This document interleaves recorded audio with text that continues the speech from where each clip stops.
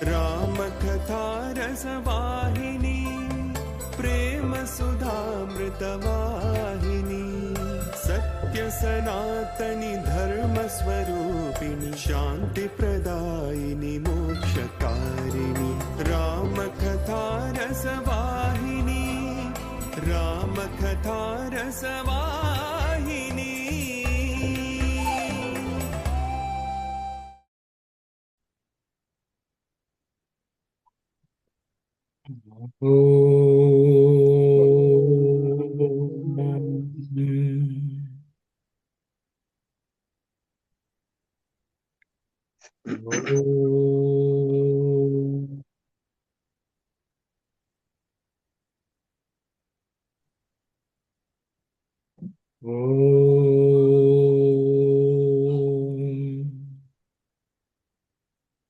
Sai Ram, everyone. Sai Ram. Just to recollect where we are studying the Ramakatha Rasavahini. We have gone into chapter 5 in the English version, where the four brothers had been studying at the ashram of sage Vasishta. They had completed their studies of Vedic sciences there in a very short time frame. Sage Vasishta says that he has never come across such level of mastery over the Vedic scriptures in his life. He also tells Dasharatha that he has never even heard or read about the way such mastery over the Vedas were accomplished by anyone. With these words, he tells King Dasharatha that he could take them back to the palace and educate them on other aspects of their princely duties, such as warfare and things like that, use of arms and so on. And Dasharatha was so overjoyed by that he sent word, and there was gifts brought to be handed over to the king, to the teacher by the students. And they took leave of the Guru. That's where we were last week, where Swami had described that they were in tears at the leaving the Guru, taking farewell from the ashram. The Guru also was emotional, so were also the children. So I think we discussed quite a bit about why this sorrow and so on, and how to deal, how to understand it. And I think we had a very detailed conversation on that. So I think we will continue from where we left off, and we will just read the last slide, which we read in English once, and then we can continue if there's no one else who would like to discuss any of the points. So I will ask Uncle to read. Uncle Gopal, if you're there.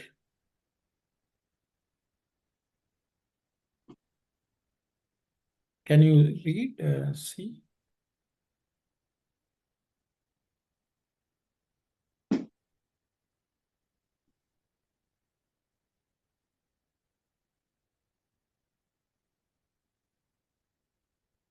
Is Uncle Gopal not there? I guess she is not there. So someone else can read it, please. Any volunteers? If not, I will have to pick someone. Maybe Sai Satish, why don't you read? Or Ron, I will ask you to read. Sai Ram, I am available. However, Okay. what I see on the screen is simply chapter 1, the sort of cover slide for I see. one. Okay. Can you see now? No. Oh, now I do. Yes. Okay. Sorry about it. Yeah, Okay. no, that's okay. Thanks. All's well that ends well. All right, I'll read this through, Sai Ram. Meanwhile, the boys had their belongings packed at the suggestion of Vasishta and the articles were loaded into the chariot. As directed by their father, the children worshipped the Guru according to prescribed ceremonial, gave him the gifts, and fell at his feet, asking his permission to leave for home. Vasishtha drew the boys to his side, pressed their hands, and patted them on their heads. He blessed them and most unwillingly allowed them to leave. The pang of separation brought tears in his eyes. He walked up to the chariot with his pupils. The boys ascended the vehicle, and it moved away. They turned back towards the Guru and looked in his direction with folded palms for a long distance. The preceptor too stood at that place, his cheeks wet with tears. Dasharatha noticed this bond between the teacher and the pupils. He was greatly pleased. Sai Ram. Thank you very much, Ron. Would anyone like to discuss any of the points here or continuing from last year's? Yes, Shankarana, please go ahead. No, just a question. Was this the same feeling when you as a students left Swami in the Prashanta Nilayam? So I think Brother Sitaram had discussed in detail about it. But yes, from our point of view, we can say that was my experience also. I remember crying all the way from Puttaparthi to Bangalore when I had to leave. I don't know about Swami, how emotional he felt. But yes, my experience was that. I can just share that. I think Brother Sitaram had shared. There are others also. Means I think even for devotees who leave each time they come and see Swami and go, it is a very moving experience. Wondering when we can again have this opportunity. I think on that Auntie Mani Bhashyam had shared their experiences, and she had also briefly sung one of the songs which they used to sing when they were leaving, taking leave of Swami. So I think it has been moving to most people. So I think I will leave it at that. Anyone else would like to ask or say anything? Please do. If not, I think we can go to the next, continue on. Yes, so Ron, continue. Sai Ram. They reached home. The Guru entered the hermitage with a heavy heart. Wherever his eyes returned, he noticed darkness and no light. He feared that the attachment he had developed might confirm itself as a shackle. He decided to sit in dhyana in order to suppress the rising tides of memory. Soon he overcame the outer illusion and merged himself in inner ananda. He realized that the boys were embodiments of Dharma, Artha, Kama, and Moksha, the four goals of human life: righteousness, welfare, endeavor, and liberation, and that they had taken human form in order to re-establish on earth these grand ideals of gracious living. This gave him unruffled peace. Dasharatha resolved to supplement the education the boys had received by training them in the use of arms. So he called in expert archers and others and made arrangements to teach them the science of attack and defense. But who can claim to be the teachers of these boys who were already past masters in every field of study? They are only acting the roles of humans and pretending to learn. Sai Ram. Thank you very much, Ron. Auntie, shall we read the Telugu, Auntie? Yeah, sure. Sai Ram. Yes. దశరథుడు గురు శిష్యుల సంబంధమును అర్థము చేసుకొని తనలో తాను ఆనందించు భవనము చేరిరి.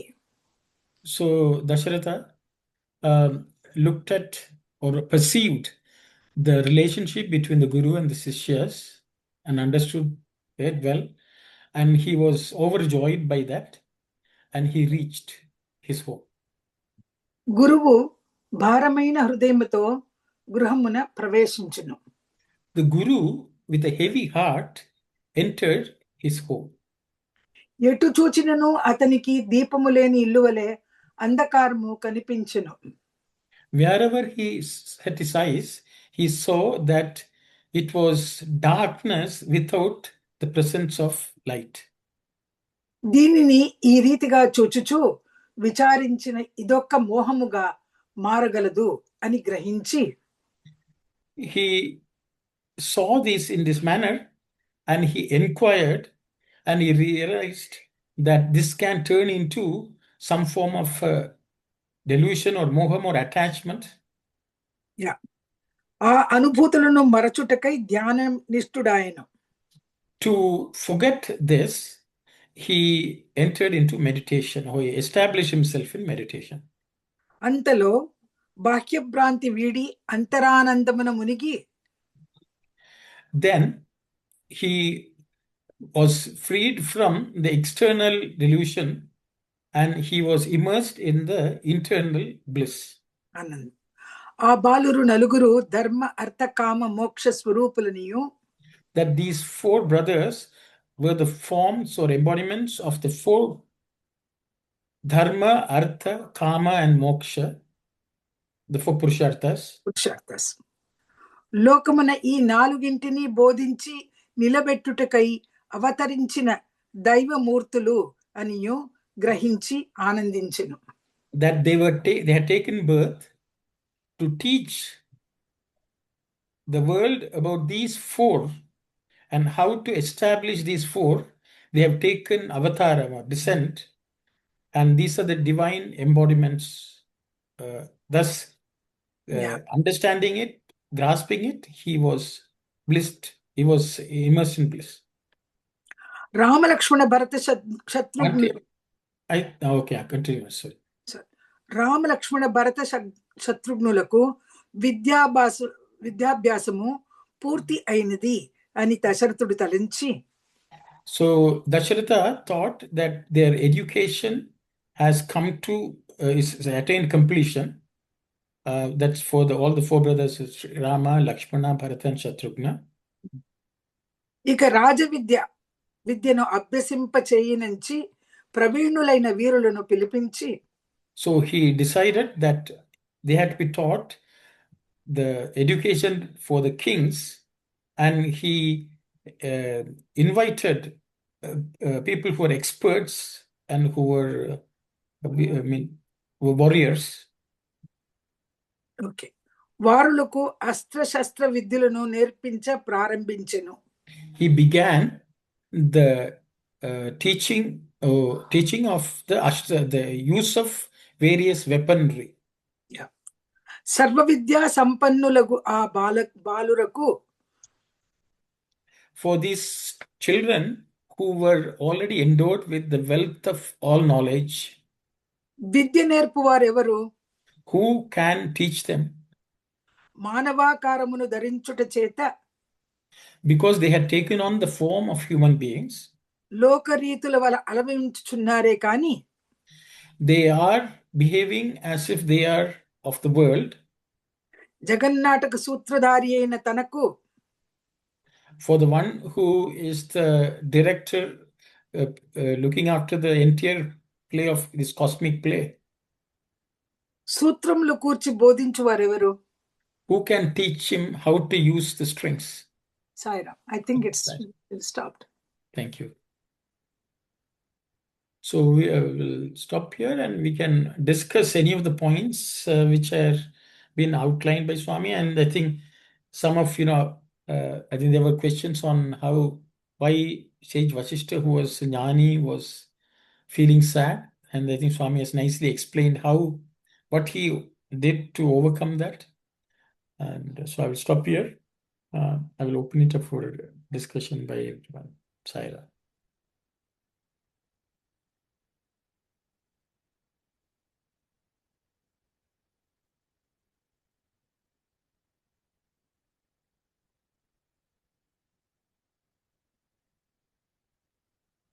Sai Ram. Sai Ram. You can I go. think Sister Vani has raised her hand. So Yeah, please. Vani, let her go. Let her go. Okay, thank you, Andy. Sai Ram, brother. So when Swami is saying that Sage Vasishta used dhyana to divert his confusion or his sadness and or attachment to concentrate or meditate, and thereby he was able to calm himself and be able to realize that all the four princes are the embodiment of the four purusharthas. Is that realization came during his meditation, or is that he was just reminding himself? And are they the second part of the question is that does each one of them depict one of those goals, or all four of them embodied all four goals? Very nice question, sister. So I will open it for discussion. I think I will, just to understand your questions, I think the first question was, did Sage Vashishta had to do meditation to overcome the external distraction? Number one. Number two, did he know about the embodiments, them being embodiments of Dharma, Artha, Kama, Moksha during that meditation or beforehand?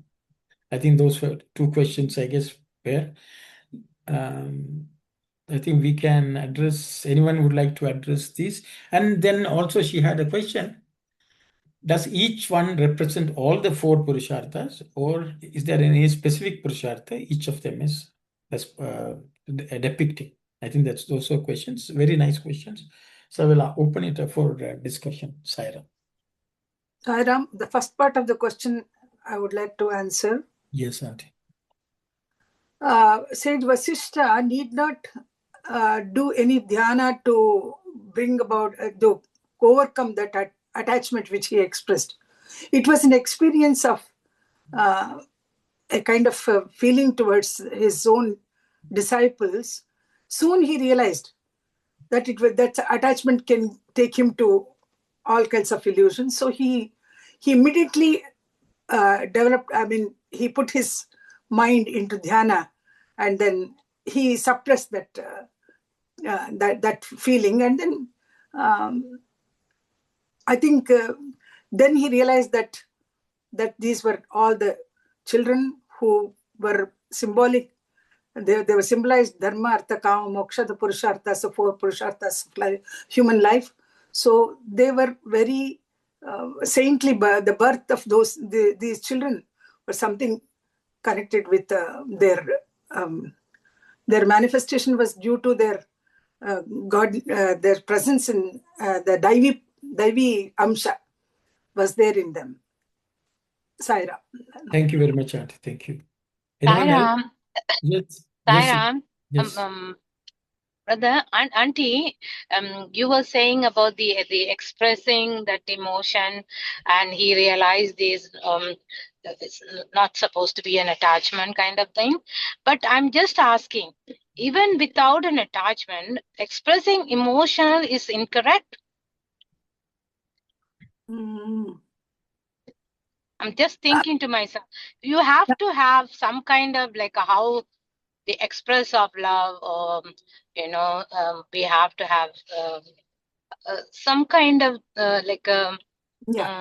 emotional expression is needed, right? But as long as I am thinking that as long as it's not an attachment, showing emotion also incorrect? Whatever I have learned, I will express my opinion. Because children have come in the human form, though they were gods, divine souls, they had come in the form of children, small young children. And moreover, Sage Vasishta, in spite of being a great sage, he also went through human emotion, that's all. It's not attachment or anything like that. But soon he realized that this attachment can take him away from what his goal. So he just realized that that he should he should keep his mind on meditation. It's simply an expression of his human love, that's all, human emotion, that's all, I feel. Sai Ram. Thank you very much, Auntie. Anyone else? I just trying to understand now, is that showing emotion is the right or incorrect? That's all I wanted to understand now. Because beyond, beside of the attachment, even this showing emotion is right or wrong in spirituality? I think Arun can answer this question. Sai Ram. Sai Ram. Others will also answer. Yes, Sai Satish, please go ahead.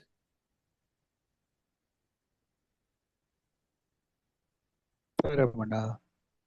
So, couple of things. So, I think last time also we discussed in the thing where later on, for many things, we said Swami was showing like emotions. The same thing what Sita Ram mentioned when students were leaving and so on. We discussed this last time. So, we said that at the level of the body, the emotions may show up, but at the level that is the realm of the mind and beyond, it is always established in the identity of the Atman. So we can say again in the context of Vashishta as well, because he is a Brahma Rishi. So nothing of the Brahma should affect him. So even as he sees the princes leave and so on, momentarily the mind may slip to the level of feeling that the princes are not there physically.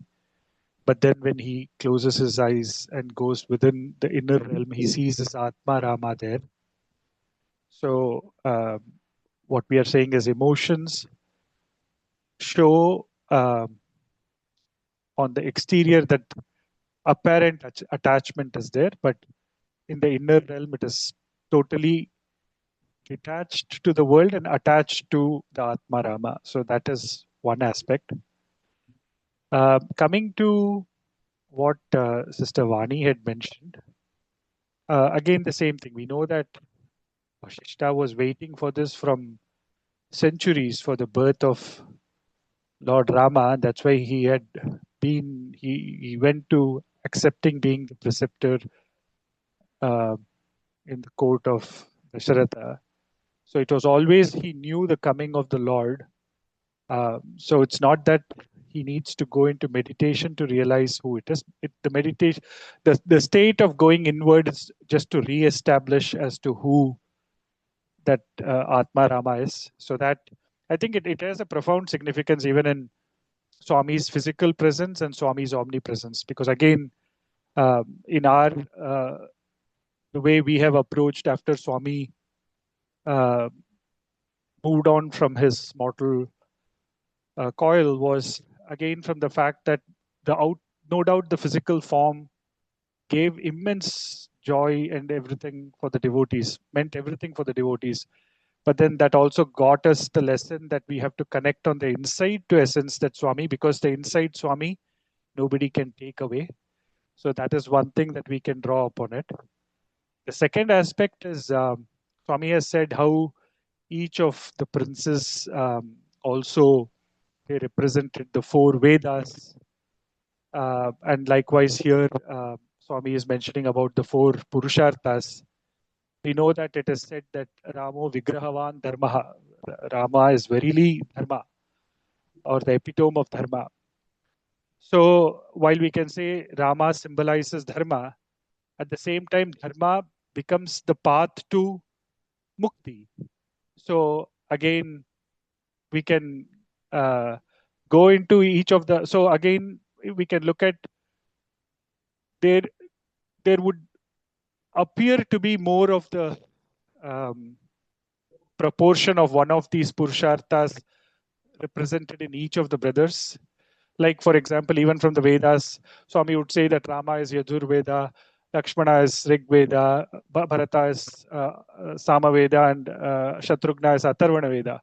But then in the Rig Veda, you also find in the Yajurveda, you find Rigvedic hymns. In Rigveda, you will find Yajurvedic hymns. So that way, even in Dharma, you will find moksha. In moksha, you will find absolute Dharma. So that way, there is a bit of overlap, but predominantly they will represent each of the things. That part we can see how each of the brothers, what they represent and so on. But in essence, we can look at it from the point of view that they did epitomize each of the Purusharthas, but one would have more than the other. Exactly which one I can say with Rama for Dharma, but I don't want to interpret too much, so I'll stop here, Sai Ram. Sai Ram, Sai Satish, thank you. Anyone else would like to share your thoughts, please?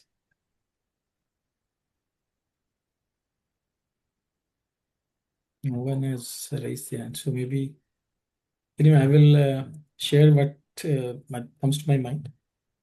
Sai Ram, Arno. Yes, please go ahead, Uncle. Sai Ram, everybody. I'm very sorry. I missed by 15 minutes. Okay. I was all ready, but I don't know what happened. I'm Okay. really sorry about it. Yes. Thank you. Sai Ram. So I think maybe see, the thing is, Sister Vani, I think Mani Auntie has already mentioned about, and I think Sai Satish also. Sage Vasishta was a Brahma Rishi who was always in touch with Brahma.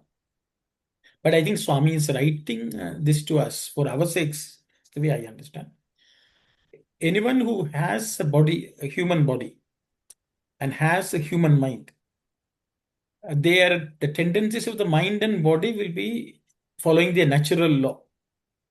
Thoughts will come, thoughts will distract, thoughts will, take us outward. So, and each of them, even Brahma Rishis, they are always vigilant. That awareness is always there. So, Sage Vasishta was aware of what the mind was doing. And to take the mind away from its natural tendency to distract, dhyana is a normal tactic. Vasishta doesn't have to sit for hours in dhyana to bring back his mind because he is an adept at it. So at the moment itself, he can drop the thoughts, external thoughts, and go back to his inner self. And I think, so Swami is expanding on it, so for our own benefit. So I think whenever there is an emotional reaction of the mind, vigilance is required, and meditation is the only solution to be freed from that. Because I think the Telugu nicely Swami says, "Ee ritiga vicharincha, okay, mohamu mara galadani dharinchi." That means, I was just saying, if I let this thought persist, it can turn into attachment. So before it turns into an attachment, he goes into meditation. So I think in this world also, it is a lesson for us actually. All these great Devams Purushas, they try telling us how we should live. So in our world also, in our life also, thoughts will come, emotions will come, but if we let the emotion persist, it will turn into attachment. And before it turns into attachment, we should right away go into meditation. That means thinking of the Lord. That way we can free ourselves from the shackles of attachment, which will happen if we let certain types of thinking continue on. And I think that's the way to listen. So I think, Sister Aruna, emotions are natural, there's nothing wrong with it. But if you let the emotion run wild and it becomes attachment, then it's a problem, is the way I understand from reading this. Thank you. So I think Yes. we all should not feel bad, or I feel a certain emotion, nothing wrong with it. But we should not become part of the emotion, should not take over us. And I think that's what is coming through in that. Then I will go to the second one, which is Dharma, Artha, Kama, Moksha. I think though Sage Vasishta knew that they were all divine children, he is observing them over the few years they were with him to study. And when he was doing this meditation, I think he sort of crystallized and said, each of them represent the Purusharthas. And then I will come to her question, do they symbolize one or all? I think as Sai Satish said, they all were having all of them in some measure. But they definitely brought to the world to see what is a key point about one of the Purusharthas, is the way I understand. If you take Sri Rama, I think Rama, Vikrama, and Dharma already Sai Satish has said. Artha is, searching for wealth, attachment, seeking something. So Lakshmana embodies that. Swami says when we take these four Purusharthas, we should take them as two pairs. Dharma and Artha go together, Kama and Moksha go together. So, Dharma is Rama, Artha Lakshmana was always attached to Rama. And only what Rama said he did, nothing else he did. So he was attached to Dharma. Also, he did only what Dharma told. Actually, this will come through later on in many places, how Lakshmana was an excellent example of what we should seek in the world. He was able to even give up home, his wife, family, everyone, and came after Rama. That kind of attachment. Then let's take Bharata. Bharata, he did not have this. He's a karma if he is. The greatest thing Bharata has, he had only one karma, the karma for Rama. His desire for Rama, not for desire for position, desire for rulership, nothing mattered to him. So actually, he renounced everything and with only desire for Rama, that Rama should return and he's established, re-established in Ayodhya as the emperor. Okay. That was his only desire. And only with that desire he lived throughout. Okay. Then Shatrugna, you can see his liver is free from all enmity. When there are no Shatrus, you are actually attained moksha. Then that means you don't have raga, dvesha, nothing.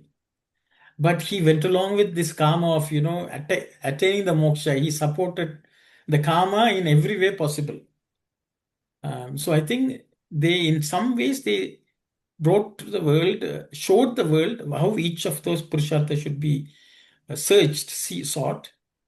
And though they had, all of them represented all the purusharthas in some measure or other.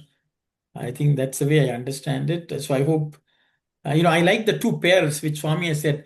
Dharmartha is one pair, Kama Moksha is one pair. I think Swami has mentioned, and I think that kind of explanation nowhere else you can find. How Swami has analyzed, and that's how the four brothers, two pairs, two pairs show this very nicely. So I thought that's very nice.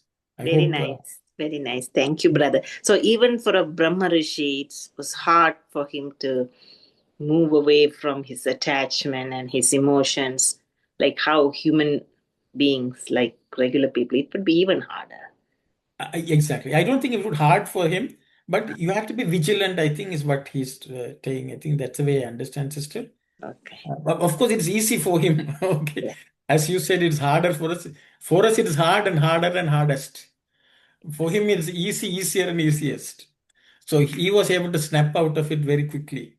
How can, when you know who the value of Rama, and, I think, wherever he saw Rama was sitting or standing or walking, now he sees that Rama is not there. So I think it was something which was visible for him, but he's a master, so he quickly overcame. For us, of course, as you said, it's very, very hard. Okay. Yeah. Thank you, brother. Sai Ram, sister. Yes, Sai Satish, please go ahead. Based on what you were saying also, right? We know how Lakshmana was born of Rama's part and how Shatrugna was born of Bharata's part. So that also again goes back to say how whatever artha is earned, it should be through dharma, and kama should always be only for moksha. So that again that comes back. And second aspect is Shatrugna, though Bharata was there in Nandigrama and thinking of Rama and ruling the kingdom from there, Shatrugna had to be in Ayodhya and run the whole of the kingdom in Lord Rama's absence and following the command of Bharata. So he should have truly conquered, like what you're saying, the Arshad Vargas, to be in the kingdom and do it dispassionately, but truly with the spirit of what Rama would have wanted to be done. So that also shows how he has conquered the inner enemies, and so he could rule effectively on the outside as well. Sai Ram. Very nice. Jivan Mukta, that sort of embodies that. So no one even knows his name, to that extent, he didn't exist. It's a very nice how how to be in a particular role, performing and not to be affected in the least, No one even knows his name, you know. Everyone knows him as only Bharata Shatrugna. So, yeah, very nice, Sai Satish, very nice. Yes, Shankarana, please go ahead. Yeah, one small question is, does the attachment releases the emotions, or emotions drives, or emotions gets the attachment? I am slightly confused here. Thank you, Anna. Thanks for the question. I will open it up for anyone to respond. Does attachment bring about emotions, or do emotions bring about attachment? I think that's the question. Yes. My understanding is, I just want to share. For someone to get attached, emotions are the first step, right? I think without emotions, we may not get attached. So, if attachment is something that we need to control, I think should we start at controlling the emotions to make sure they're right emotions or wrong emotions, all those things. In that context, the emotions play a role in getting attachment, right? So that way, we need to be cautious what we are getting emotion to. Is it the right way to explain or understand? Thank you very much, Brother Prasad. I think Sister Vani, I think you had raised your hand And Sai Ram, I Brother, thought it was the other way around. I thought the okay. attachment brings the emotions. I don't know. Okay. Sai Ram, Sai Ram. Sai Ram, brother, you have mentioned before that when the emotion persists, only the attachment comes, kind of. So I thought of just mentioning that. Thank you, Sai Ram. Anyone else?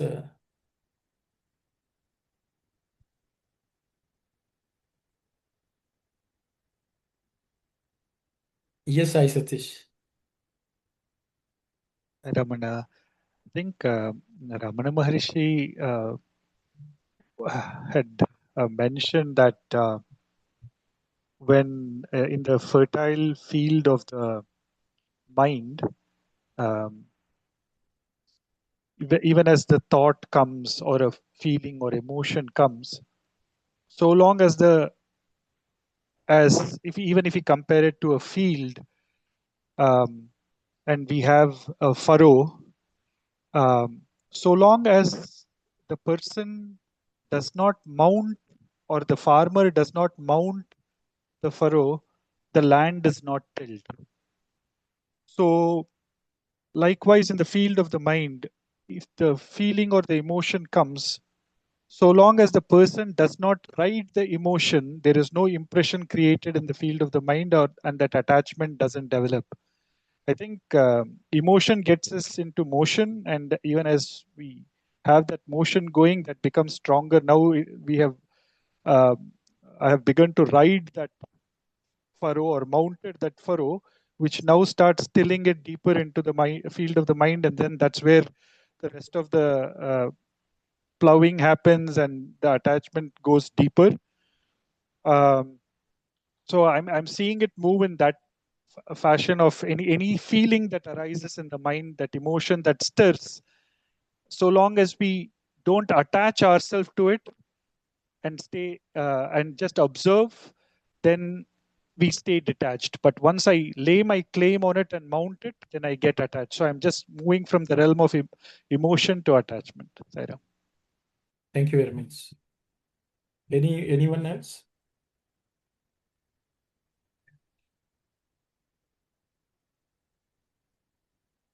So, yes, Sanjay, please go ahead. Sai Ram, I Yes. think one thing that I mean, if you look at what Swami is saying here, it is the experience that is first. You know, Sage Vashishta had this experience of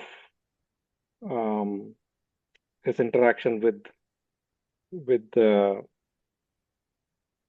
Rama, Lakshmana, Bharata, Shatrugna, and that experience causes a sense of attachment, because not necessarily all experiences cause an attachment in a good way. Sometimes an experience can also give rise to an attachment of the wrong kind, and that attachment eventually leads to, when it's disturbed, when the status of that attachment is disturbed, is what gives rise to emotions. But what I thought was more interestingly, in the rasa in this Vahini, in this section, is Swami.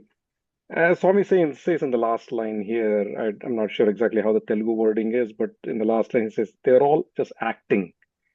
Everyone's acting, but the point that I thought was laid out here was how subtle an experience can change us.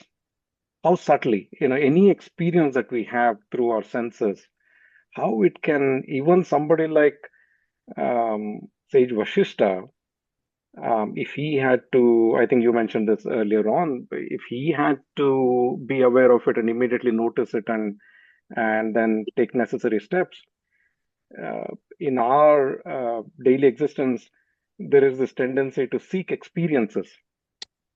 And sometimes we justify saying, oh, this is a good experience.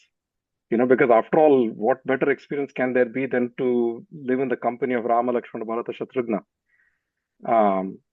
Even that experience, to watch out for it, to see how that experience is creating a sense of it's something more than just an experience. And another word that is used here, Swami uses anubhuti, Swami uses the memory. If we're acting out of when we act out of recollections from our memory, then it gives rise to this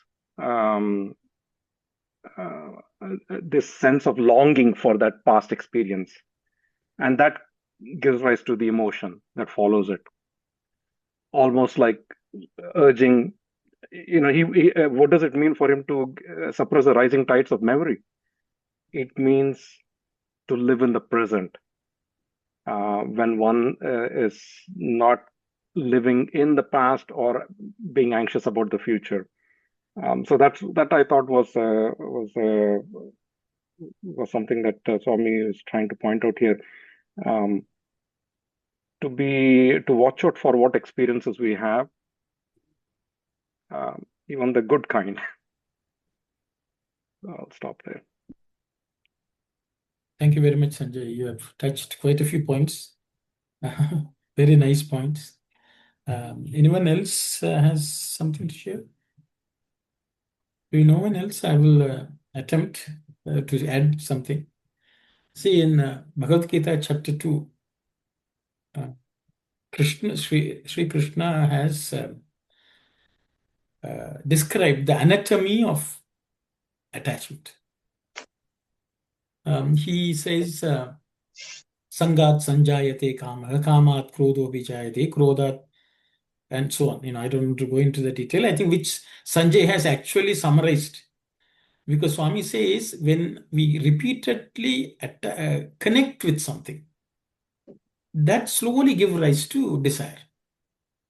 So, for example, if we see some stranger, then we start talking or interacting. After some time, we develop a liking or sometimes dislike also. And that liking leaves a memory. Then after some time, we every day want to talk, every day want to do things together and things like that. Then it becomes attachment. Attachment is wanting a certain experience again and again, even though worldly experience, even though it's a fact that it doesn't last forever. It's anityam, but we still go after that. That is what is attachment. So because if you really look at the term in English, in Sanskritam, it is moha. Swami here also, that's which Vasishta is telling himself, okay, I liked Rama. But if I keep on thinking I liked him, I'm missing, after some time, I will want crave for it. That means your mind has got attached to that experience. And that is how moha comes. So I think if you can read, I think it is the verse number 62 in chapter 2 of Bhagavad Gita. I think we'll discuss it at some point in our Sanskrit sessions. But I think that sort of dissects what is moha and how we get caught in it. And I think, which Sanjay was telling, different emotions show up. Anger will show up, sadness will show up. All that will come. That's because of. He also mentioned memory. Smriti Vibhrama. Memory itself is clouded. Sometimes with certain people we only remember good experiences because we choose. With some people we only choose negative experiences to remember also. So I think that's another thing. And I think Sanjay also completed it with another thing, that we should have good attachment, satsangatve nisangatve. And I think Sai Satish will like to hear that. But so Vasishta right away went for satsanga. Dhyanam is nothing but satsanga. That is the only way to get rid of this sangha. So sangat sanjayate kamaha. That's what Sri Krishna is telling. So Vasishta realized, I should not keep on this company of this thought process. So how to overcome that thought process? He went to satsanga. That is dwelling on the Atman, inner self. And that way he sort of safeguarded himself. So generally emotions tend to come before attachment comes in. But in some cases there can be exceptions, so I will leave it at that. Mother may be attached to the child and then the emotions come, all kinds of things.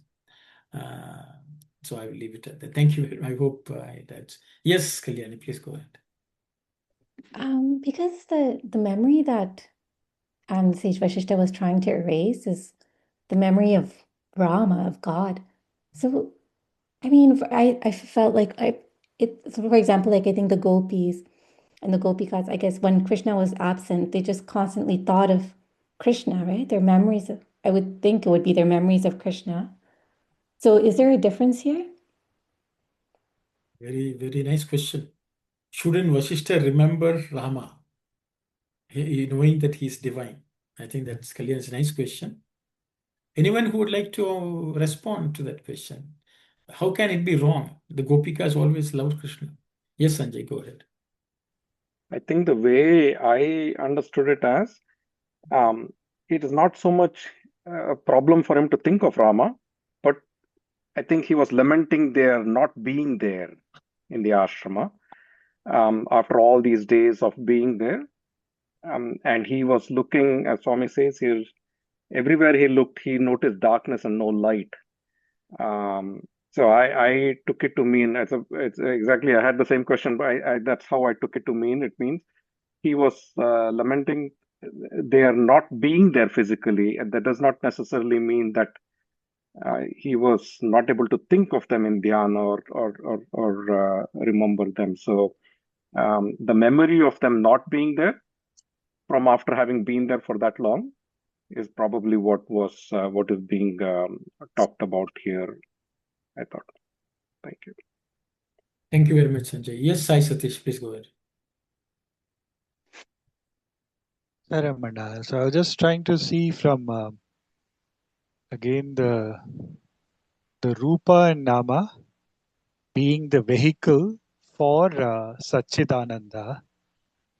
And so the essence is to get to Satchidananda without getting limited by the Rupa and Nama. And that is what I think Vasishta ended up doing, because the presence of that name and form in the ashram, he was anyway essencing the same Satchidananda. And when that name and form moved on, he went back on the inside to essence the same Satchidananda, so that the external name and form doesn't create that dependency. Even for the Gopikas or for Radha, the same thing. I think when Lord Krishna left, they were in that state of pining, that they would see everywhere everything as Krishna, but ultimately what they were essencing that as Krishna was that Satchidananda. So the thing is to go to that Asti Bhati Priyam or Satchidananda, or that state of what is beyond the name and the form that is more lasting and permanent, and essencing that omnipresence. So it's initially Vashishta saw as light and darkness, but then isn't darkness also God? That kind of a stage you can means go into only when you essence something that is beyond the name and the form. But I'll stop here, Sai Ram. Thank you very much, Ashish. Very nice. Thank you.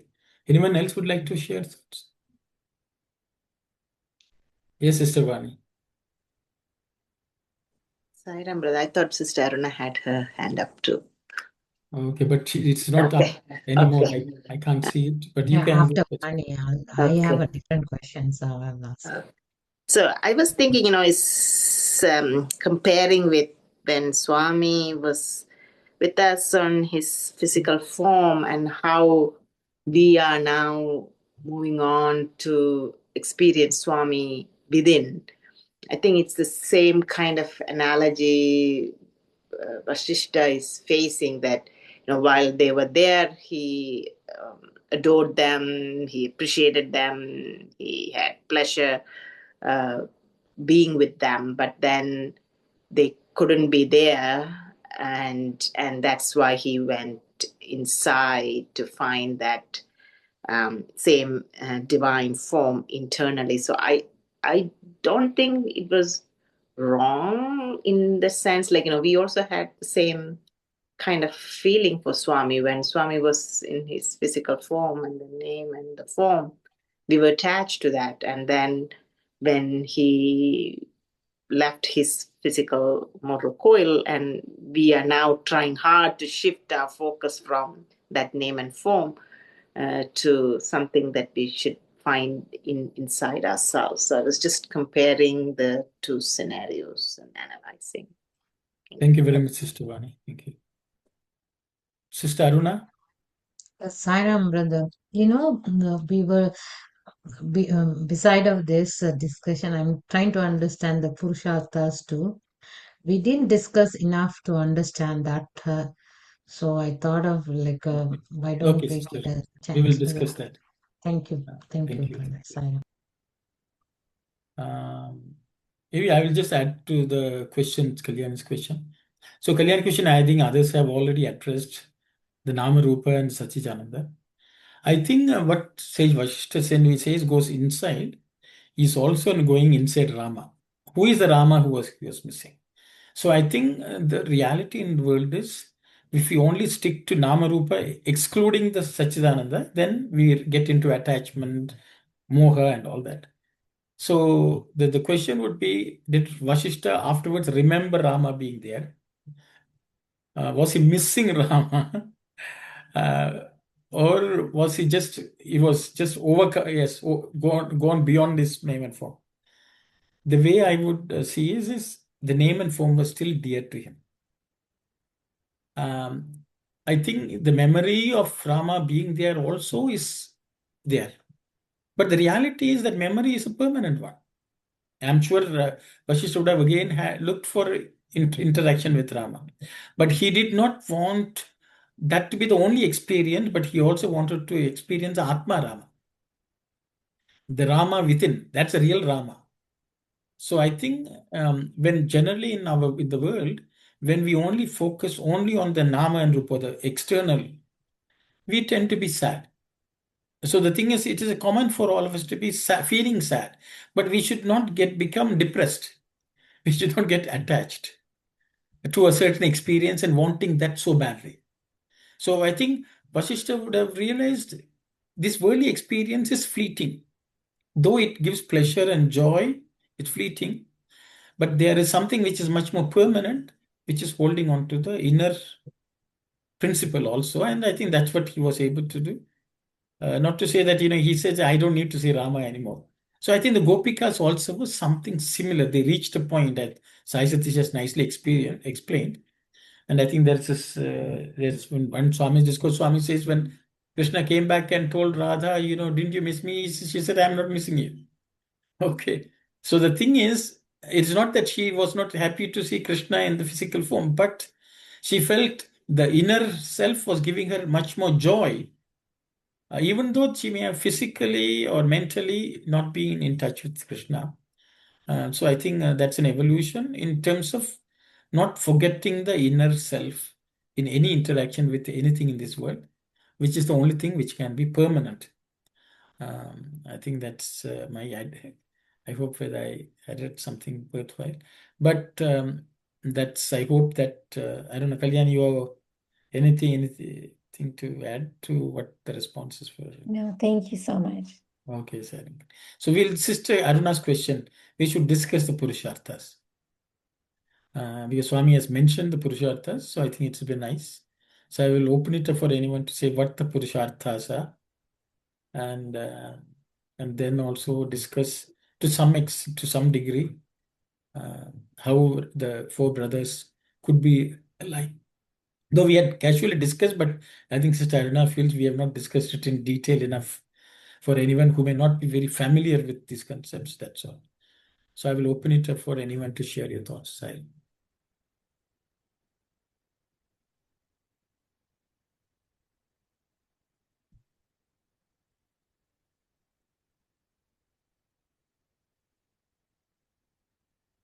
Yes, Sister Vani, please go ahead. Sai Ram, brother. So I think the Dharma, the first Purushartha, the first goal of life, is to find the righteousness in all four stages of our ashrama and do the right way of living and right to do. And the right way is to realize the divine. But that leads us to the next step, which is the Dharmartha, is that the whatever the wealth we need to earn is the jnanam, the wisdom of the divine, and then the karma is the desire is to merge with that divine, and then the final stage is to merge. That's what. So it's all along. It's about the human life's purpose is to self-realization. Thank you, Sister. Anyone else would like to add anything and also to relate this to the four brothers? Brother, what is the real meaning of Purusharthas? Please. Okay, Purusharthas. Anyone who would like to? Purpose of life? The Sanskrit meaning. Yeah, Sanskrit meaning, sister. Artha has multiple meanings. Okay, one is to seek. Okay, seek. Okay, to search. So that shows purpose of life. What all human beings seek, you can say. So human beings normally seek, the world generally seeks kama and artha. If anyone who doesn't know anything also is seeking for some desires. Everyone has desire and everyone wants wealth. So Purusha Artha. Artha means what human beings seek. You can say, let's start with that plus one meaning. Everyone seeks, desire, they want enjoyment, which is desire. Okay, the second one is they also want to have things. Artha means wealth. So in Purushartha itself, second one is Artha, which is wealth. Okay, so everyone seeks something. But the Vedas declare these two goals should not be the only human goals. There should be dharma and there should be moksha, which are prescribed by the Vedas as the appropriate seeking for every human being. So every human being should actually seek these four things, not only two. They should seek dharma and they also seek moksha.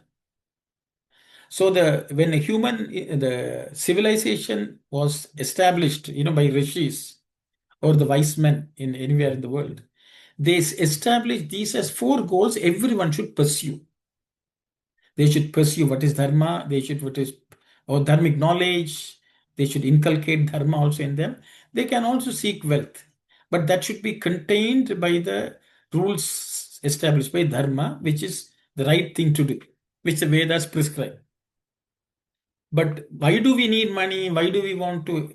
Then third one is desire. Everyone wants enjoyment, happiness. But the Vedas say the worldly desires will not give you lasting joy. So the lasting joy comes only through moksha. So moksha is liberation. So the thing is, so the Vedas have prescribed these four as accepted seeking for every human being. That's they can keep this as the purpose of the entire life. But our entire life should have all these as four goals in our life. Okay, we need to survive. We need to know Dharma, then we should survive. For that, we need money and whatever we need, resources.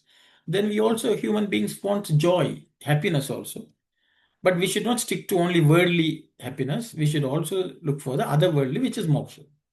So the Vedas have prescribed these four as proper goals for human beings. So purpose of human beings or goals of human beings. So the thing is, generally people ignore dharma and moksha and do everything else with the two. And that's what it is. Okay. So if in this case, Lakshmana could have said, Rama, you can go to the forest, I will stay here. And why should I suffer? But he felt his dharma is to support his brother. To be where dharma is, I should be there. So that is Lakshmana. His goal was, I want to be with Rama all the time. Rama is dharma. Rama always did what is right. There was no confusion. So I will stop here. Sai Satish, please go ahead. Anna, you finish, Anna. No, I won't finish. If you let me go, I will No, fill you're the going entire- along a trail of thought. You complete another. Okay. No, I think you can complete it also. I started, you can complete it. Okay. No, I was just I was going to add, because Artha also, is it correct to say meaning, Anna? Yes, meaning, exactly. So that which gives meaning to the Purusha or the human life is Purushartha. Yes. And that way the guardrails become Dharma and Moksha. And within those guardrails of Dharma and Moksha, anything on Artha and Kama has to be done. So that way always it is defined by, it should be dharmic, and that action should ultimately lead to mukti. Now, given those two things, whatever is done within those two guardrails becomes truly the artha to seek and the kama to have. So that way it is guided by those two. And if we also see from what we had as our last year retreat theme, all the other three brothers were in the same loka as Rama. So that is, they had Salokyam. And in that, Samipyam was always there with Lakshmana because he was always with Rama. So Samipyam was with Lakshmana. Sarupyam, Bharata took the same form of Rama. So Sarupyam was with Bharata. And Sayujyam, we can say Shatrughna, because Bharata went in one sense to Nandigrama, which was like a forest kind setting, to essence the same thing that Rama was going through. But Shatrughna, he was in Ayodhya, but he had the forest mentality in his mind and led that thing. So it was literally like Sayujyam kind of a framework. So we can see among, like even as Swami said, the four Vedas that the brothers represent, the four Purusharthas the brothers represent, we can also see how the three brothers had that Samipyam, Sarupyam, and even Sayujyam aspect with Rama. That is another thing also that we can look at. So just wanted to add that. Sai Ram. Thank you very much. Thank you. Yes, Pina, please go ahead. Sai Ram, just wanted to mention that in a daily life for us, to implementing this thing, we should not forget that dharma for us is a swadharma. So we do our own duty, and then we step next to artha and a kama and a moksha. In that case, for every single aspect of the life, have to have, for everyone, for even a different category, if a soldier has to save the nation, that is his dharma. For we all have to realize our own Swadharma first. Sai Ram. Sai Ram, Bina. Thank you. I would like to comment or add something to that, but anyway, I will let Sita Ram go first. Hey, Ravana. Just adding one more input from Swami on Purusharthas. I'm just looking at Sri Sathya Sai Sahitya, and it is on Jan 14th, 1995, on the occasion of Sankranti. Swami starts his discourse saying, the four goals of life, which are Purusharthas, as the means to moksha. This is not correct. Dharma, righteousness, artha, material wealth, kama, the satisfaction of desire, and moksha, liberation, which are considered the four aims of human existence, are not all.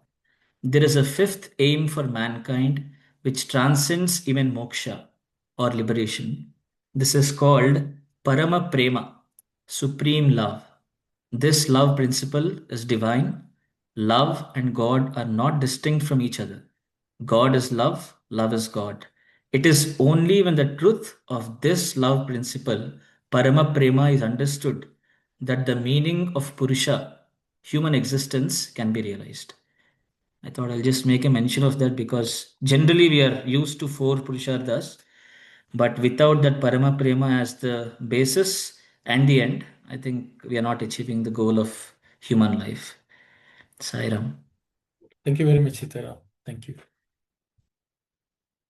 I think this excerpt was discussed as part of when we discussed Narada Bhakti Sutras. I think this was something which I think vaguely remember accepting and discussing, because Parama Prema, about Bhakti, that's a definition. Parama Prema, that's Parama Prema Rupa that's what Sri Narada says, devotion itself. So yes, Sai Ram, Sita Ram, please go ahead. I think this is an example of good memory that you're carrying, Anna. You're right. It starts off saying the sage Narada declared Prema Amritasya Swarupa. Yes. So I think it's coming back to Sanjay Brothers' smritis that we discussed. On a lighter Yes. note, I think Sanjay Brother has kind of summarized what Krishna has told in Gita, just like Sanjay Uvacha in Bhagavad Gita. Nicely. Today, coincidentally, we heard from him most of these points. I don't know whether the Uchil means Vacha. We should ask him, but very close. Yes, Sister Aruna, please go ahead. Brother, one more question. The Purusharthas, now human, the goal of human or seek Artha is seek and Purusha is a human kind of. But we learn Purusha is the God. So we are seeking for the God kind of Purusharthas for the goal of life. Is that the way we can look at it too? Just I'm trying to understand that word a Very, very lot. nice. Thank Very you. nice question, sister. Say, we have to go back to Dharma Vahini. We discussed some of this in Dharma. I don't know whether in English, we have not done Dharma Vahini, I think, no? I think in Tamil we had done. I think we should study Dharma Vahini. Because you also brought up something where Swami is using I think the second or third chapter is talking only about Purusha.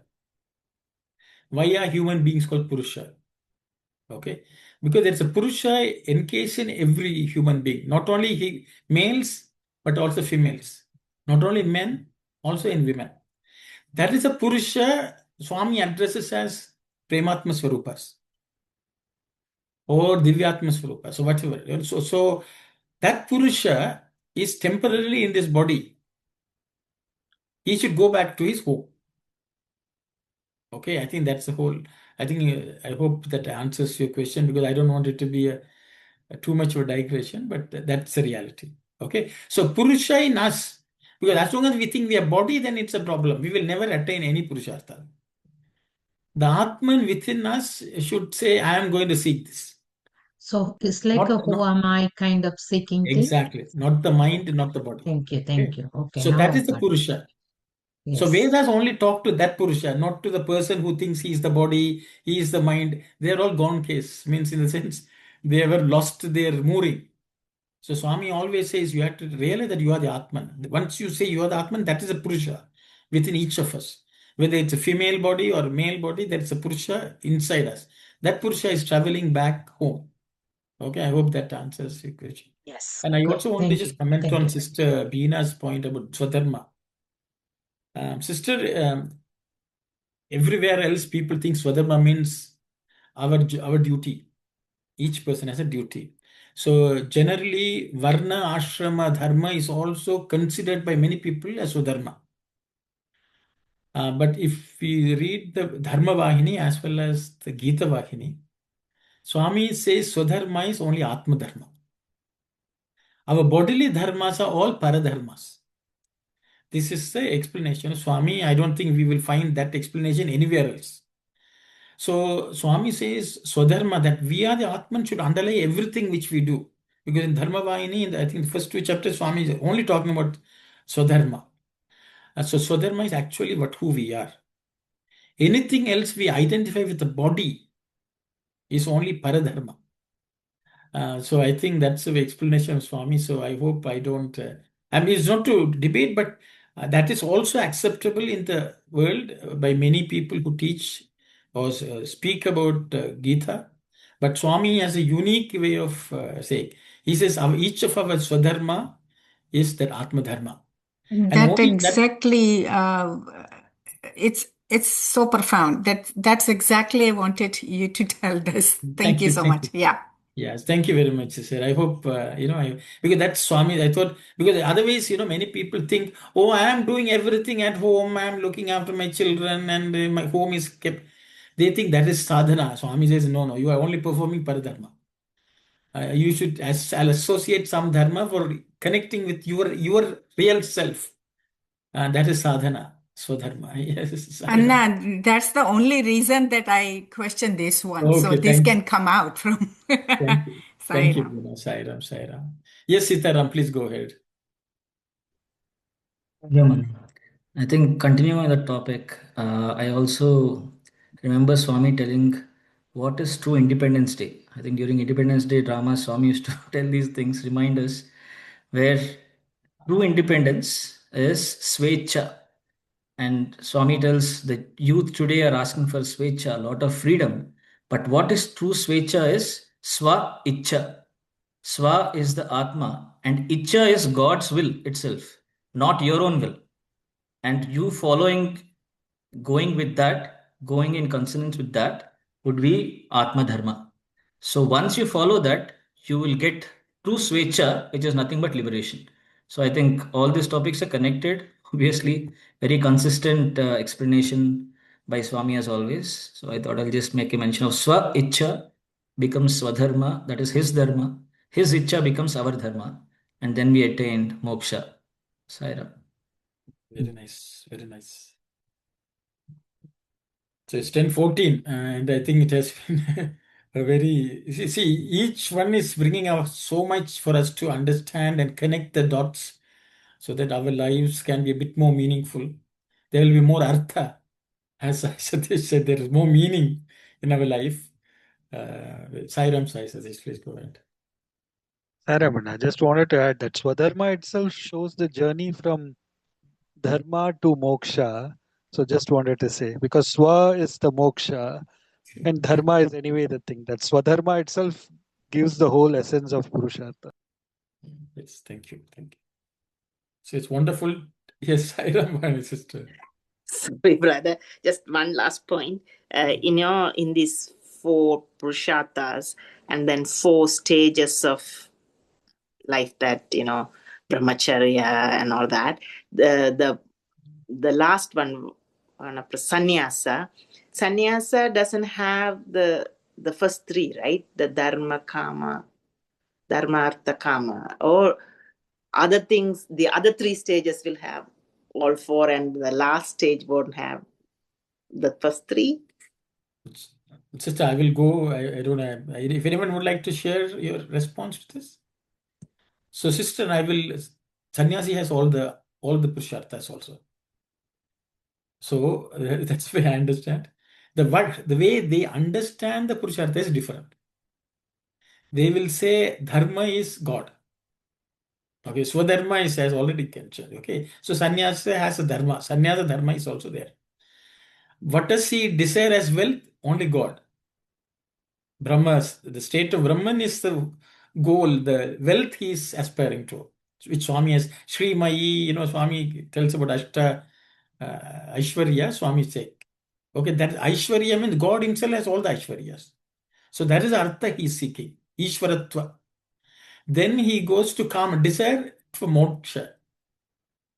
And he becomes a Jivan Mukta. So sannyasi has all four of them, but his understanding of what each of these is at the highest level is my understanding, sister. I hope. Okay, thank you, brother. Sai Ram, Sai Ram. Okay, I think. So we'll close the session for today and we will again meet next week. Sai Ram, everyone. Sai Ram. Om Samastaloka Sukhino Bhavantu. Samastaloka Sukhino Bhavantu. Samastaloka Sukhino Bhavantu. Om Shanti, Shanti, Shanti. Sai Ram, everyone. Sai Ram.